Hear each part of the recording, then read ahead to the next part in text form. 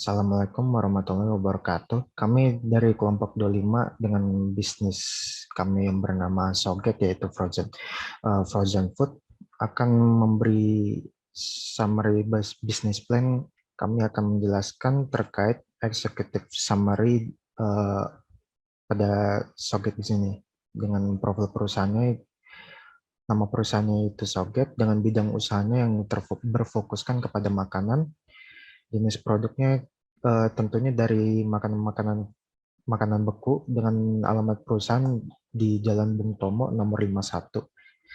Nomor teleponnya bisa tertera di sini yaitu 0852 5522 2345 dengan emailnya sogetnice@gmail.com. Selanjutnya di sini kami akan menjelaskan visi dari Soget. Visi Soget di sini sebagai produsen frozen food yang dikenal banyak orang, serta memiliki profit, kualitas, serta pelayanan yang baik, serta memuaskan para pelanggan kami. Dan misinya yaitu memanfaatkan keuntungan sebaik mungkin untuk meningkatkan kualitas produk dan pelayanan usaha kami, serta memiliki sumber daya manusia yang baik dan berintegritas untuk mencapai kualitas pelayanan serta produk yang baik. Pelanggan juga akan selalu puas kepada pelayanan dan produk kami. Skripsi usaha kami di sini Soget merupakan sebuah usaha yang menjual beragam macam frozen food atau makanan beku yang siap saji. Kebutuhannya bisa dilihat di sini yaitu ada freezer dengan harga berkisar 3 juta, mesin food processing seharga 1.500.000, blender seharga 500.000, dan cetakan adonan yang seharga 500.000. Pemasarannya kita bisa mempromosikan melalui Instagram, TikTok, Facebook, website, dan sosial media lainnya.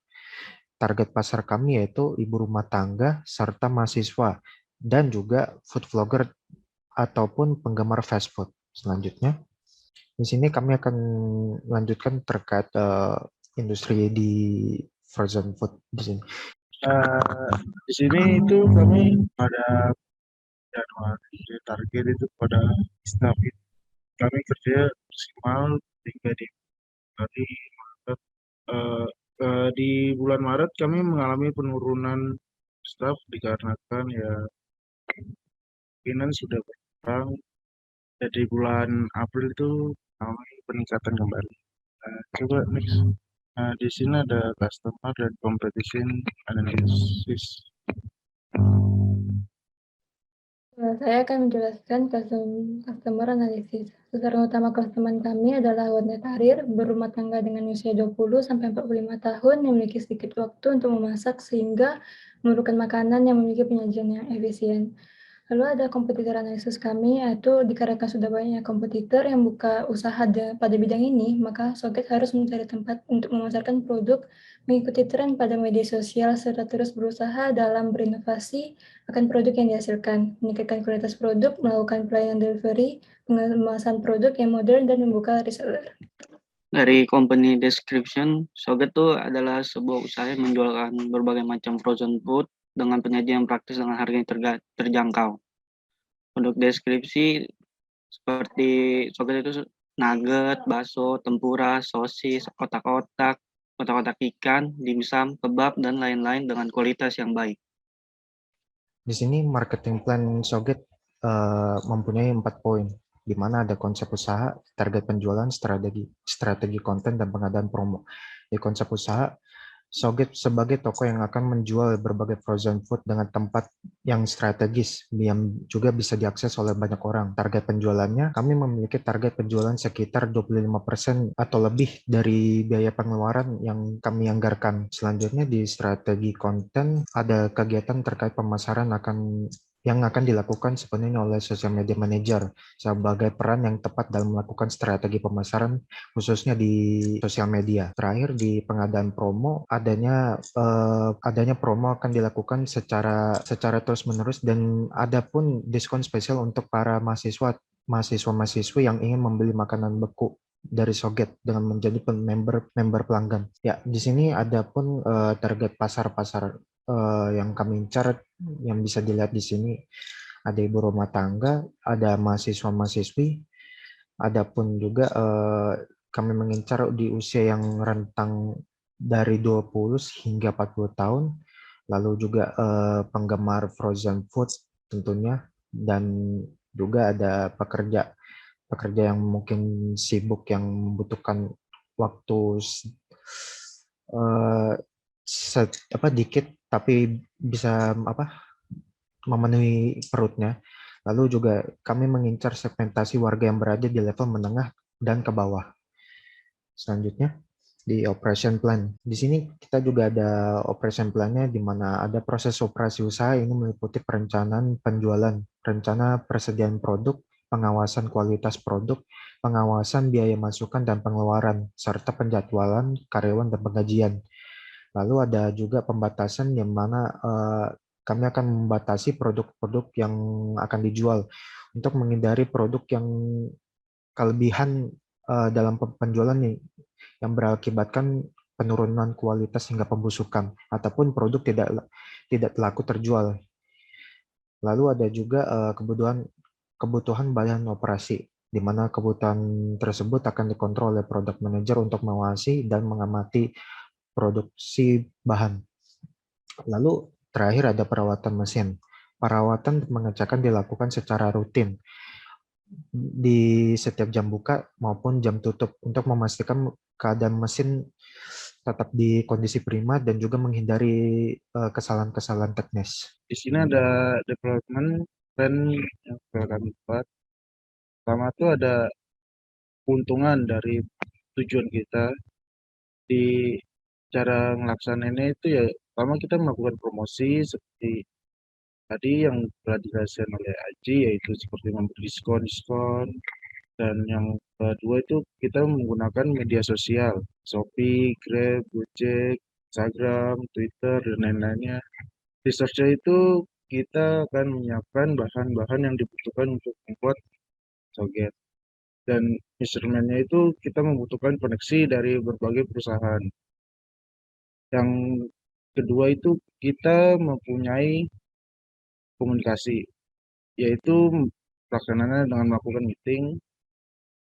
Dengan melakukan meeting itu kita dapat mengetahui seberapa ininya pengeluaran, penjualan, dan penjualan dan prospek yang kita akan tuju ke depannya.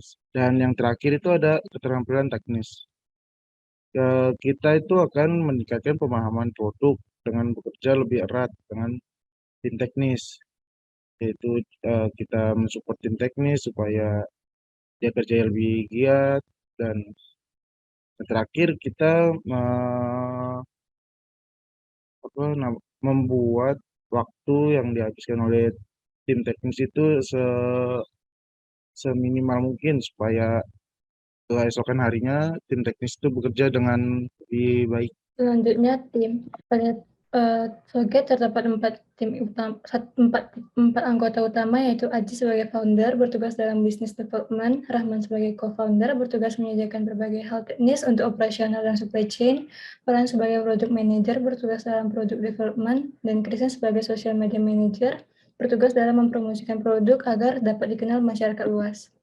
Lalu kami membuka peluang untuk ahli nutrisi membantu product manager dalam melakukan pengecekan nutrisi dari kualitas produk, delivery driver bekerja sebagai kurir dalam pengantaran produk Soget ke konsumen, dan salesperson membantu social manager dalam memasarkan produk Soget. Lalu ada critical risks. Ada 3 critical risks, yaitu technical risks, yaitu bahan baku tidak segar, bakteri salmonella, hambatan proses pengiriman. Lalu ada legal atau contractual risks, yaitu susah mendapatkan logo halal dan izin edar BPOM, kontrak reseller yang tidak menjamin, dan gaji pegawai tidak tetap. Lalu ada commercial risks, yaitu pandangan masyarakat akan frozen food dan kompetitor yang semakin bertambah. Oke, dari offering penawaran ini, kelompok kami memakai NPV, Net Present Value, dan IRR, Interest Rate of Return. NPV itu perkiraan laba yang akan didapatkan dari usaha atau proyek atau penanaman modal dan lainnya. Sedangkan IRR, Internal Rate of Return, adalah metrik yang digunakan dalam analisis keuangan untuk memperkirakan potensi keuntungan dalam proyek ini. Nah, untuk NPV-nya kita di tahun yang ini, yang masuk tahun pertama ini kita minus 100 juta karena kita mencari investor, dan tahun pertama sampai tahun keempat sekitar 37 sampai 32 dengan NPV-nya 43 juta. Sedangkan IRR kita mengasumsikan R itu 10%. Seperti yang dilihat di tabel, IRR pada kelompok kami terdapat 6%. Kenaikan 6% dalam setahun. Next.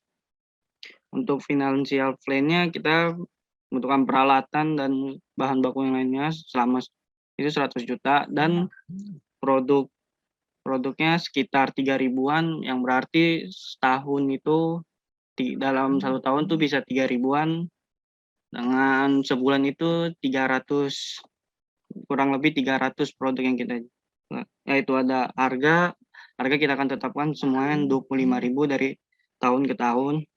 Setelah itu sales revenue, fixed operating cost, variable cost atau operating cost, operating income, habis itu pajak, setelah dikurangi pajak dan yang lain-lainnya, dan totalnya, next, di total pemasukannya ialah 61.811.000 rupiah. Untuk payback periode itu adalah cara mengetahui jangka waktu pengembalian investasi dalam suatu project. Berikut tabel payback-nya seperti yang dilihat. Dalam kumulatif flow itu meningkat dari minus 100 juta menjadi 61.811.000 rupiah. Next. Ya, baik, sekian dari presentasi kami. Kurang lebihnya mohon maaf. Kami ucapkan terima kasih. Wassalamualaikum warahmatullahi wabarakatuh.